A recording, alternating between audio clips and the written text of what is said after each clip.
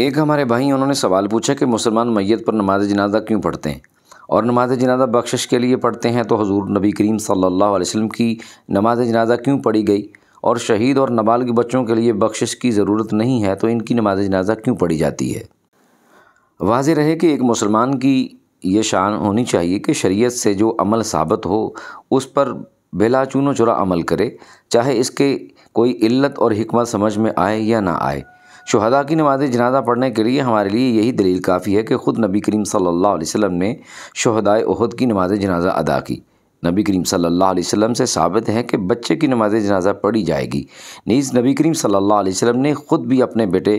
حضرت ابراہیم کی نماز جنازہ ادا فرمائی، جو صغر سنی میں انتقال کر گئے تھے، اور نبی کریم صلی اللہ علیہ وسلم کے وصال پر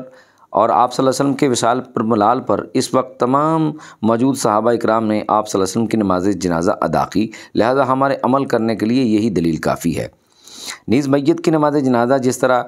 اس کے لیے استغفار اور شفاعت کے لیے پڑھی جاتی ہے، اسی طرح اس کی تکریم اور اکرام کے لیے پڑھی جاتی ہے۔ لہذا جب عام مسلمانوں کی تکریم کے لیے نماز جنازہ پڑھی جاتی ہے تو نبی، شہید اور بچہ اس کے زیادہ حقدار ہیں کہ ان کی تکریم کرتے ہوئے ان کی نماز جنازہ پڑھی جائے، تاکہ اس شہید کے درجات بلند ہوں اور نماز جنازہ پڑھنے والے کو بھی اجر و ثواب ملے۔ علاوہ ازیں ہر شہید کی شہادت کا مقبول ہونا اور اس کے تمام گناہ معاف ہو جانا ایک مخفی امر ہے جس کا علم صرف اللہ تعالیٰ کو ہے، یا بعض اوقات وحی کے ذریعے اللہ پاک نے رسول اللہ صلی اللہ علیہ وسلم کو بتایا، جیسا کہ روایت میں ہے کہ ایک غزوے میں رسول اللہ صلی اللہ علیہ وسلم کے ایک غلام کو اندھا تیر آ کر لگا اور وہ شہید ہو گئے۔ لوگوں نے مبارکباد دی تو رسول اللہ صلی اللہ علیہ وسلم نے فرمایا، مال غنیمت میں ایک چادر یا اس قسم کی خیانت کی وجہ سے اس کا مواخذہ ہو رہا ہے، الغرض شہید بھی دعائے مغفرت سے مستغنی نہیں، غالب امکان یہی ہے کہ شہادت قبول ہوگی اور تمام گناہوں سے معافی کا ذریعہ بھی بنے گی، لیکن کسی درجے میں ریاکاری کی وجہ سے یا قرض وغیرہ ذمے میں باقی رہنے کی وجہ سے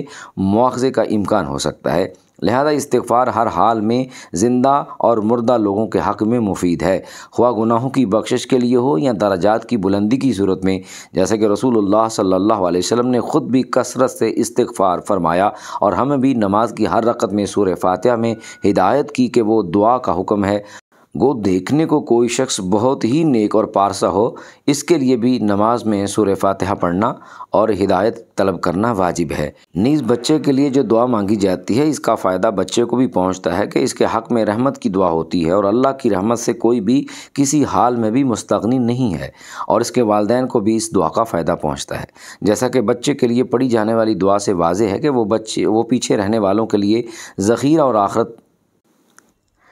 نیز بچے کے لیے مانگی جانے والی دعا اور اس کا فائدہ بچے کو بھی پہنچتا ہے کہ اس کے حق میں رحمت کی دعا ہوتی ہے، اور اللہ تعالیٰ کی رحمت سے کوئی بھی کسی حال میں بھی مستغنی نہیں ہو سکتا۔ اس کے والدین کو بھی اس دعا کا فائدہ پہنچتا ہے، جیسا کہ بچے کے لیے پڑھی جانے والی دعا سے واضح ہے وہ پیچھے رہنے والوں کے لیے ذخیرہ آخرت بنتا ہے۔ جہاں تک رسول اللہ صلی اللہ علیہ وسلم کی نماز جنازہ سے متعلق سوال ہے تو اس بارے میں سیرت اور تاریخ کی کتابوں میں لکھا ہے کہ آپ صلی اللہ علیہ وسلم کی نماز جنازہ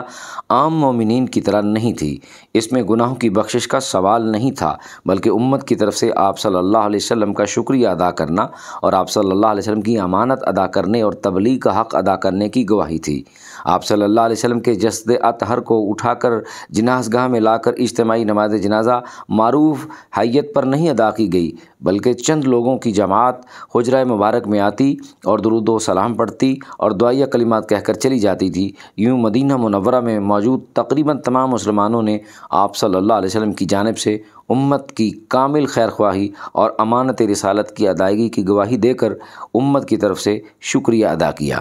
اس کے اوپر میری چینل پہ ایک ویڈیو موجود ہے جس میں تفصیلاً نبی کریم صلی اللہ علیہ وسلم کی نماز جنازہ کے بارے میں علماء کے استدلال اور احادیث پیش کی گئی ہیں، آپ وہ ضرور سنیے گا اور دیکھیے گا۔ اپنے خوابوں کی تعبیر جاننے کے لیے شاہد رضا اسلامک زون یوٹیوب چینل کو